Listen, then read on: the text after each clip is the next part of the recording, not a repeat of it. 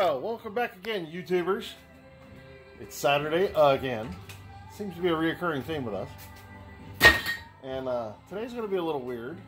Skippy's back here making noise. That's what you hear in the background. We're going to do a half a day at Sean's and a half a day at my place.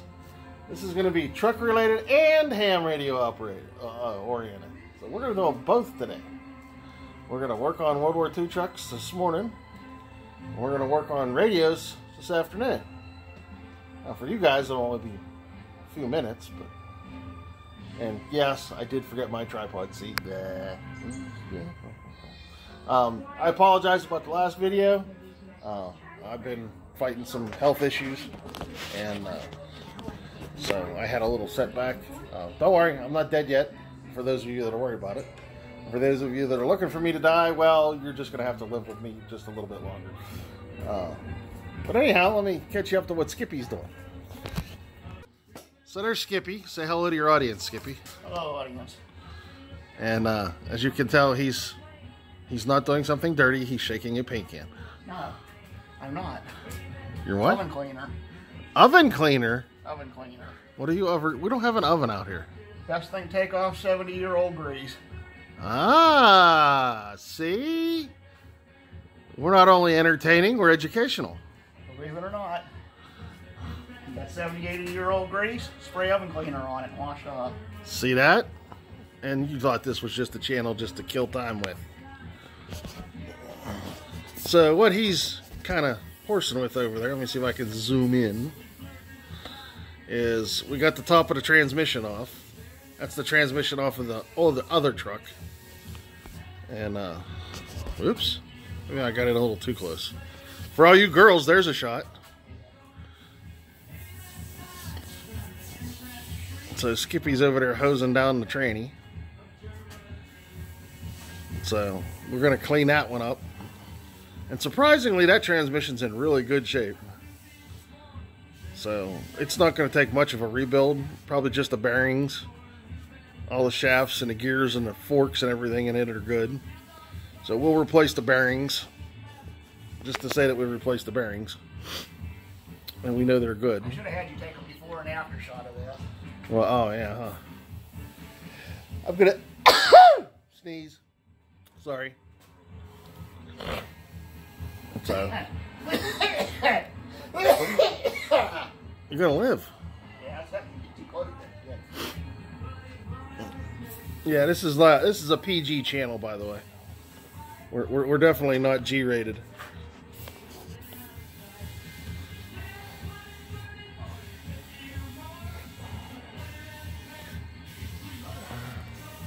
If you don't believe me, come over and look. You can already see the grease melting off. All right, wait a minute.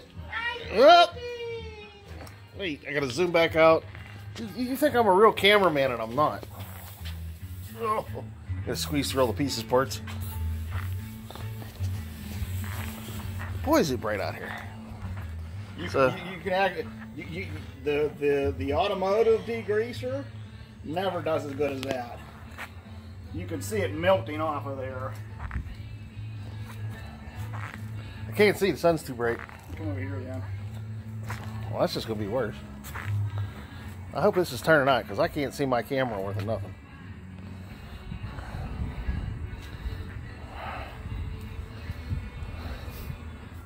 Yeah, I can't see my phone at all. Yeah, the automotive degreaser will never do as good as that. Well, there you go. Leave it to Sean to know the tricks. Well, I found it on the internet. Oh, see. But there's the guts. You can see that one's in really good shape. I wish I'd have got pictures of the other one before we rebuilt it, because the other one didn't even look near that good. It kind of did. Kinda. They started pulling stuff out of it. Yeah, found the broken teeth and shit. And then there's the shifter with the forks on the bottom of it. It's still in really decent shape. Yeah, it actually had rust on it. Yeah, but it's just surface stuff. See where the... Yeah, it's nothing like the other one. Oh, was. no. And then look, he's got the bell housing all primered, and that bracket right there is a bracket that the brake reservoir goes in. He's got that all cleaned up. And then we got all our little pieces parts here all sprayed up. So there's a little extension bracket, and then that big thing's the brake lever, and that's one of the pedals. I think that's the brake and the clutch, I think. And then the mounts for the tranny. That's the vent for in the cab. All the rest of that's bracketry for the transmission and the front drive and transfer case levers. Well, yeah, all of them come out real good. Oh, and the steering knuckle, or the steering pitman arm rather. Yeah, oh, that came out really nice. So that's that $20 Harbor Tool and Freight gun. And get back here. Oh, the fuel tank even came out real nice too. Yeah, we gotta flip that. Oops. So yeah, fuel tank came out real nice. Yeah, we gotta paint the bottom. And then that's the extra set of lanterns we bought off of Reed's last weekend. So let me sneak back into here.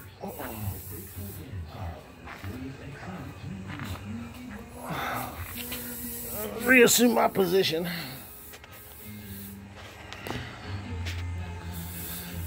Yeah, so Reed, from our World War II group, one of the guys in the World War II group, who's really good with like Coleman stuff, Coleman fuel stuff.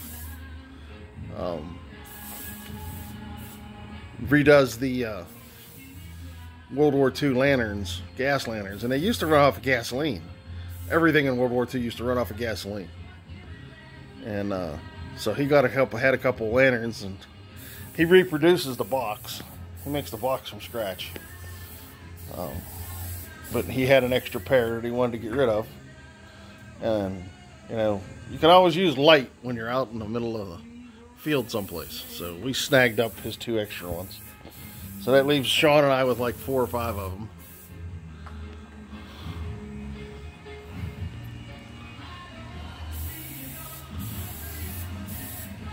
So, and yeah, I'm driving the big white Crown Vic Beast again, as usual. Saving the Jeep so it's still worth money when I go to get rid of it.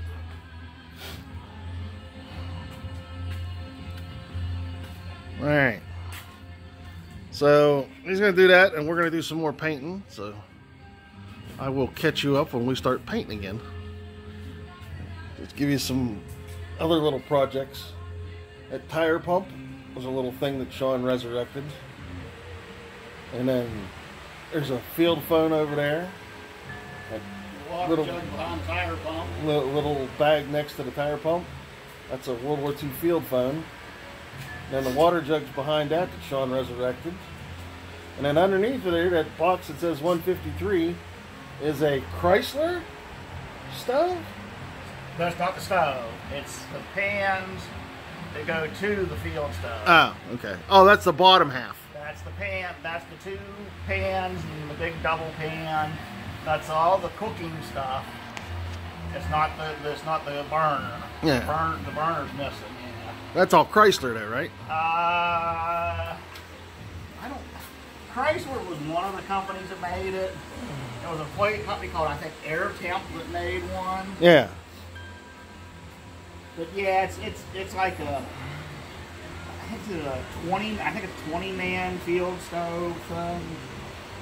But some guy had that, and he had it on Facebook Marketplace for like $20 or something. And Sean got it and cleaned it up and resurrected that. We're big on resurrecting stuff.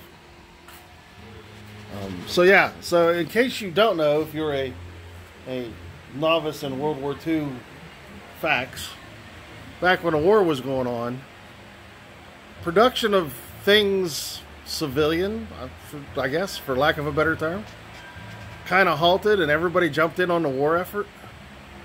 So, like, people like Dodge, Chrysler Corporation, they'd stop making cars and they'd make things like stoves and cooking kits and stuff. And They made gun parts for different guns. Companies like U.S. Postal Meter and Rockola Jukebox Company, you know, they stopped making their stuff and started making guns and mess kits, and the companies that's, I mean, kind of like everybody did when we were supposedly short on ventilators. You know, they stopped making their normal stuff and started making ventilators, supposedly. Well, that was common practice in World War II.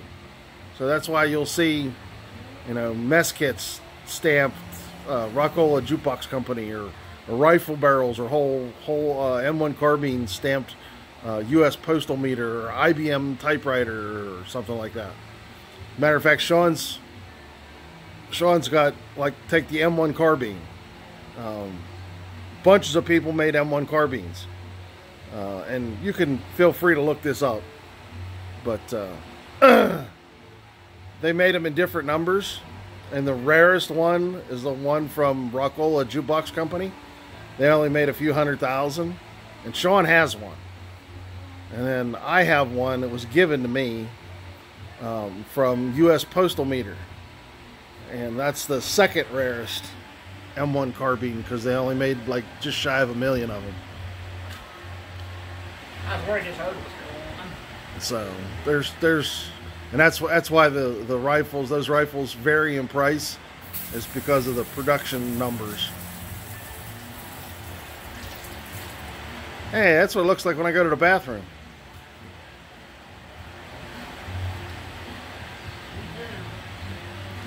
So see, he hasn't even got them rinsed yet. And you can see how clean that turned out already. With an oven cleaner. So, alright, I will let him finish cleaning that. And when we start painting stuff, I'll bring you back. And then we'll do the transition from here to my place. And we'll switch this from a truck video to a World War II radio video. How about that? We're feeling frisky this weekend.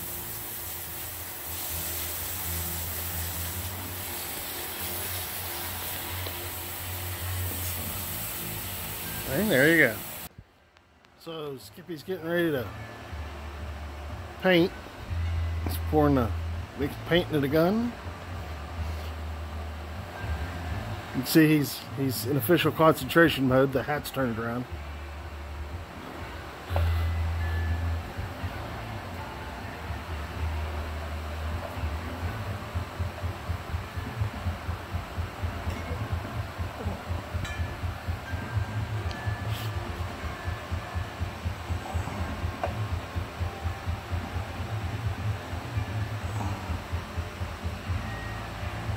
Oh, look at this.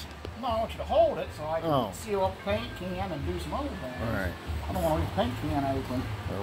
Our big official Harbor Tour Freight paint gun. Hey, done a damn good job. So far. So we primered the bottom, or now the top of the gas tank. We can finish painting that and top of the filler neck. And he's got the bell housing out there, and that brake bracket out there, and he's got the rad support out there. But I know we're going to put another coat on all that. Oh, and the steering shaft.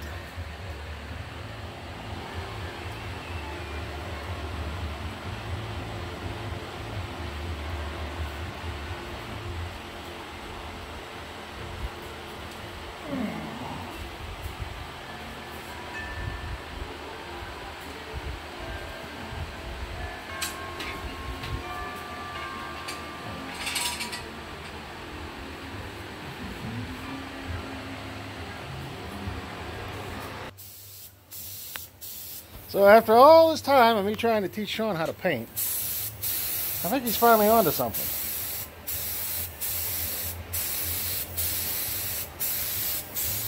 Look at that. He's doing a relatively mediocre job. I'm proud of the boy.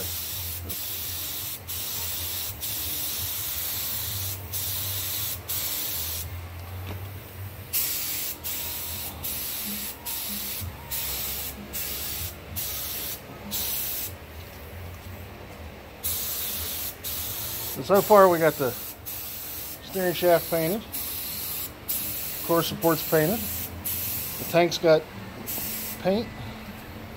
As soon as he gets done painting that and that bracket, we'll put coat number 2 on all the rest of this if there's enough paint left.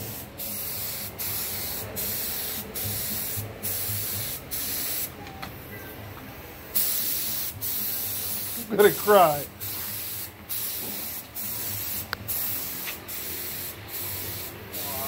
Because you're doing such a good job.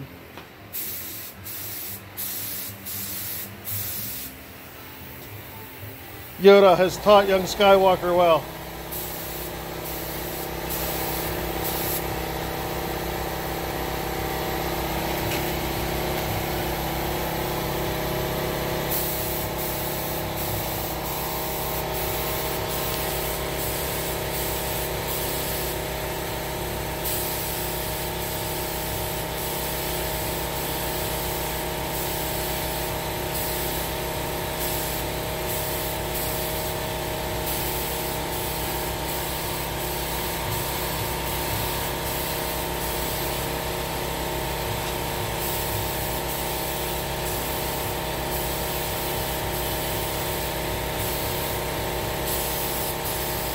Alright, so we'll finish painting all this and we'll bring you back for the final result.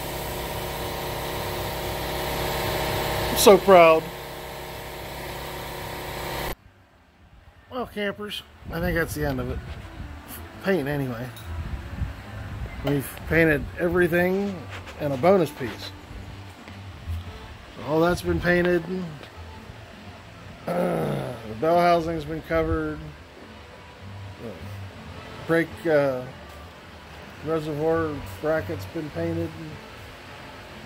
Steering shaft's got another coat on it. The core support's got a coat on it. Tank's got a coat on it. Sean's even got a water can over there that we're resurrecting. Those water cans are really hard to find. It's got a coat on it. So I think we're calling it the end of a truck day. So as soon as Skippy gets done cleaning up the gun, I think we're going to slowly make our way to my place and play World War II radio conversion. So the saga, Saturday saga, will continue.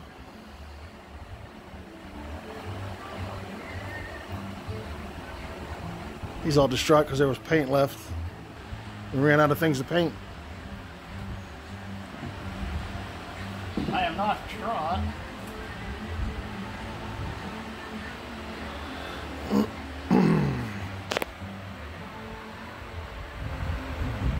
Not a term I would use. Huh? Distraught would not be a term I would use. What would you use?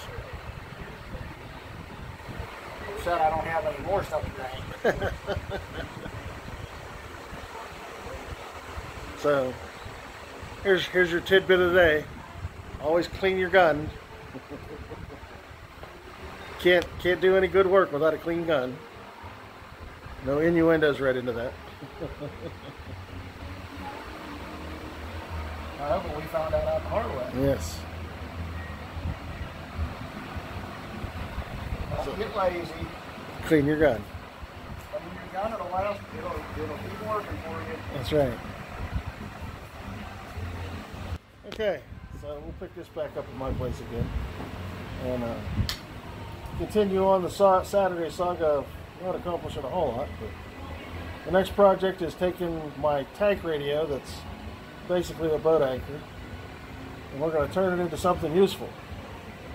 So it'll look like something, it'll act like something, but inside it'll be totally different. For us it'll be an hour or so, for you it'll be a split second. This will continue at my place. Stay tuned, campers. Next episode's coming right up. 8:30. Well, hello, YouTubers. We're back at my house, as promised. Now, we've been over here for a couple hours, and we've kind of already started a project. But as promised, I'm going to show off what I've got, and then I'll end this with what we've been working on for the last couple hours and why. So I guess there's nowhere else to start but right here, since this is sitting here. So this right here is a GRC9. This covers 80 meter through 40 meter. So that's 3 megahertz to 7 megahertz. Actually, it goes up to 800 megahertz. This will do AM and sideband, 17 watts. I've got the microphone for it, the original World War II microphone. They used these into the Korean War too. Still missing the speaker for this. The generator you've seen in previous videos with us playing with, that generator is made to run this radio. And we just found the cable that I've got to fix. Go from the generator to this. So hopefully here in the near future, we'll get the generator cleaned up and we'll get it hooked up to this and get this powered up and get this on the air. But as of right now, this works so far. I had to replace the whole transmitter section, because the transmitter section originally was all tore up. Somebody had their fingers in it and played with it. So we found another transmitter section that belonged to another ham radio group, and it was still virgin, so it went right in here. So this is the transmitter section and this is the receiver section. So that's that. And I'm going to save that for last because that goes with the project we're working on. So if you walk over here, here's Sean playing cameraman, in addition to helper. So over here, this is another little project Sean got me into. And this is a BC224H receiver, and it's got a few different bands. This is just a receiver. So this is 3.5 to 6 megahertz, 6 to 9.5 megahertz, 9.5 to 13.5 megahertz. That's the 3 bands it does. These were basically built for B-17, B-25s. You'll notice that later ones had a 325, I think, BC number. And the only difference between the two of them is the 300 series is newer. It's a different voltage than this one. This is strictly a receiver. The dynamotor is missing out of this one. I'm trying to get it to work on 110. But this one's real close to being resurrected. It's another project Sean bought and got a good deal on and said, here, fix this. This will work. So that's... It does power up. It does power up. We've had power up. So that's chicken. That's that. You were too chicken to use the Variac. Yeah, I was too chicken to use the Variac. So if I pull this down, get it out of the way, my one resurrected, fully functioning radio, if I can get it out of here without dying, get it turned around without dying, but I've had on the air multiple times. So this is an RT67. This is 10 meter. They make different flavors of these. They made an RT65, 66, and a 67.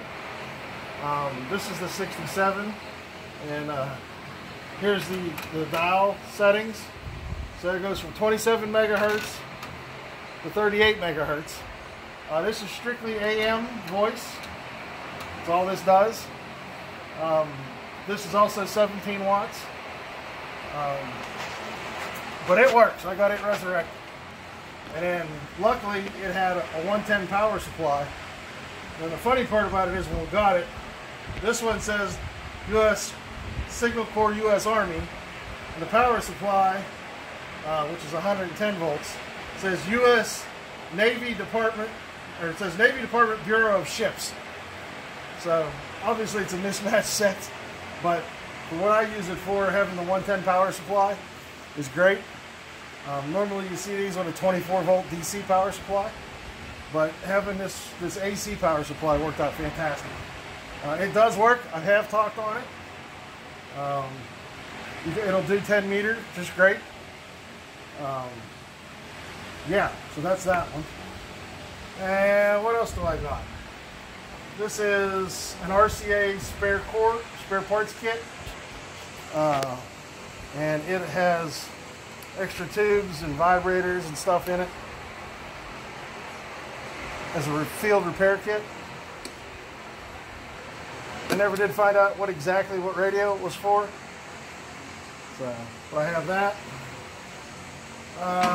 One of my latest purchases is this little box, and this is a training kit. I don't know, probably right here, smart. So I found this at a ham fest,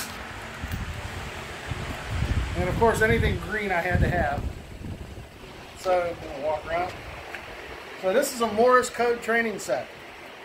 So in it, it's got the electric oscillator and all the wiring, and then the J38 keys for Morse code. And it's got 5 of the J38 keys. And the reason I stole this up is because these are original, basically unused J38 keys. And they're definitely from World War II, because if you look on the bottom, you see that stamp, and I don't know how well it's going to show up on camera. You see that circle with an L on it? That means it was manufactured by the Lionel Train Company. You know, the people that make model trains. And all of these keys, all these J38 keys have that stamp. So these are all original Lionel Train Company J38 Morse code keys. And then the oscillator is RCA, but I've had this hooked up and it does work. So the box is reproduction, but everything else is original. So I thought that was a pretty cool find. What else, Pat? The rest of my stuff is all just test equipment. I've got a VHF field strength meter for airplanes in late war. We're finally making the switch to VHF. So I've got a strength meter right here. And this particular one was on the Lend-Lease program to Great Britain. And the reason we know that is because it's got the Lend-Lease tag on the side of it with the Royal Crown on it. So we know it was on a Lend-Lease program. But it's just, you pull up the telescoping thing and there's the gauges on it. If you guys want to see more details about anything, just drop it down in the comments and I'll do a special little blurb on what I'm showing you. And this is just kind of a quick overview. This was something I bought, and I don't know why I bought it, but it was cool. It said Signal Corps on it, so I bought it. This is also for the Navy Department Bureau of Ships. It's a model LU-1 radar test station for testing radar systems. I don't know why I bought it, but I got it for like $5 or $10, so I bought it. Just call me dumb. So after that, I'll shove that in the back. I keep telling people I got more green stuff than any 2 people should have. Yeah, you ought to come to my garage. Well, okay, green radio stuff. So this back here, you don't have to bear with me while I dig all this crap out. This is also a piece of test equipment. It's a frequency counter, BC2221. And if I open it up, you can see it's all there. And it even gives you the manuals and stuff with the schematics on how to do stuff, all the dial settings. So this is how you would align a radio by using this meter. You can tell whether it was on frequency or not. And this does work. I have used it. Funny part about this is it takes a 48-volt battery. That's kind of cool. What else? What else? I've got, for those of you that like old stuff that take tubes, I've got a Signal Corps 177B tube tester. So if you ever wanted to test any of your tubes, I've got a tube tester with the manual and everything. Go test those ones we threw out. Yeah. So, and I know it works. What else? I'm saving 2 things for last. Another thing I got What's that cardboard box above your head? Wait a minute, I'm getting there. Everybody's used to their Fluke digital voltmeters. Well, we're going to go signal core old school. So this is the idea of a multimeter World War II style. And I got this brand new in a box. This was new old stock that one of the guys in the reenactment group found. And as soon as he found it, he gave it to me. If I can get the case off. Come on, damn it. Well, this is sealed. This is sealed up tight. There it is. So, there you go. One official World War II voltmeter. Or multimeter. And all the probes and test wires and everything are kept up here in the lid.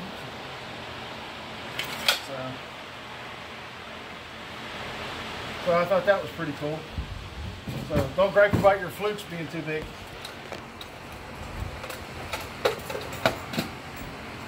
And I'm not sure if this works or not. I'm assuming it does because it's new old stock. But I haven't powered it up or checked it yet. Okay. And last but not least, two things.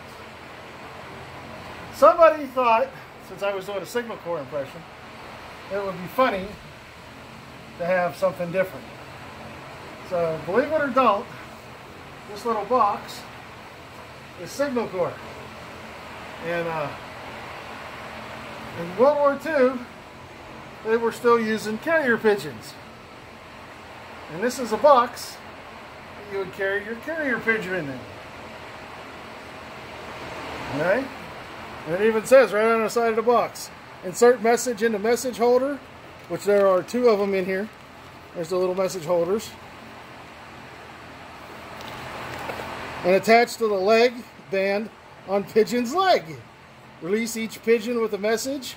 Give at least time of release, location, and name of sender. So there you go. So this is a box to carry your carrier pigeon in. And he just recently, the same guy that got me this box, got me a book, an original World War II book, that's a carrier pigeon flight log. So I've got the flight log along with the box and the carrier tubes. What else? My World War II Variac is down there. It's big and heavy and ugly. I'm not going to dig it out because it's just ugly. All right, my arms are getting tired. Yeah. All right. Two more things. Here, you can hold this. I can hold this? Yeah, you hold it. Me hold it. Okay, fine. Yeah, but I can't see that. Huh? I can't see that. Oh. There's only two more things. All right, so the next two things is, this is one of the BC 611 handy talkies. Those of you familiar with World War II stuff will look at this. Well, I can only find empty shells. So there's a company called What Price Glory that'll either sell you an empty shell refurb, or they'll sell you one with an FRS radio conversion. So just for giggles, I ordered one of the FRS radio conversions. And this is one of them. So it's got an FRS radio up inside of it. So to test this, I just tuned one of my handhelds up to FRS and tried it. Works great. A nice little ad thing, but I'm like, well, what am I going to have this talk to? This is FRS. So I've got this BC 508 tank radio. It's basically a basket case. And the receiver part of it's down there. I didn't know what I was going to do with it.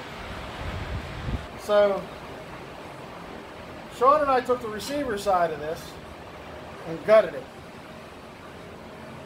So the plan is now we're modifying the crystal tray to set in one of my Elenco mobiles that I've got tuned to FRS. This is a dual band VHF UHF mobile. So I'm going to take my Elenco, set it in here into the crystal tray, and in the bottom I'm going to use one of those little 7 amp hour batteries that you see over there in the corner next to my Pelican case. I'm going to put that little 7 amp hour battery inside of here with the radio. Have this talk FRS to the handheld.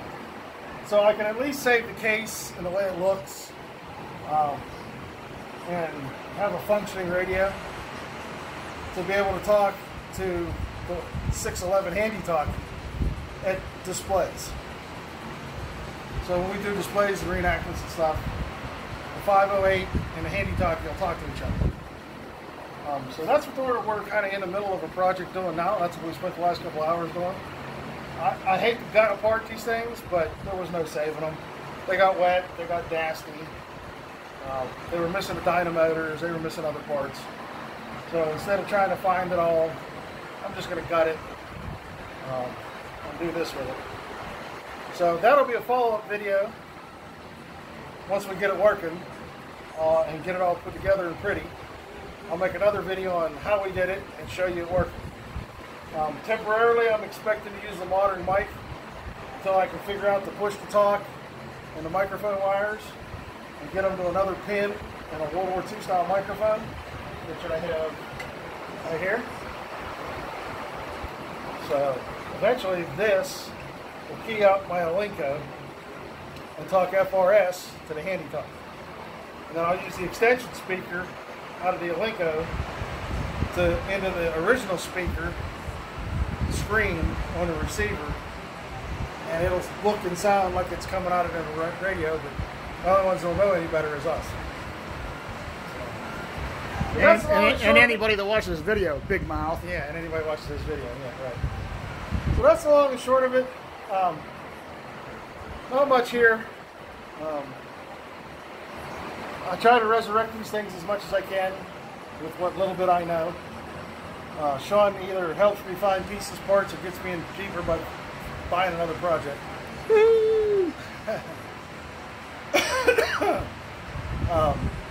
So that's where we're going to cut this one off. Once again, if I'm true to my form, you're going to see a couple pop-ups, one with a circle with my face on it for a subscription to my channel. Please subscribe. Another one to a link to another video. Hopefully I got them right. They may be this way. one way or the other. Anybody got any questions? Post them down in the comments. Get your finger out of the picture, will you? I was picking your nose. I was trying to pick your nose.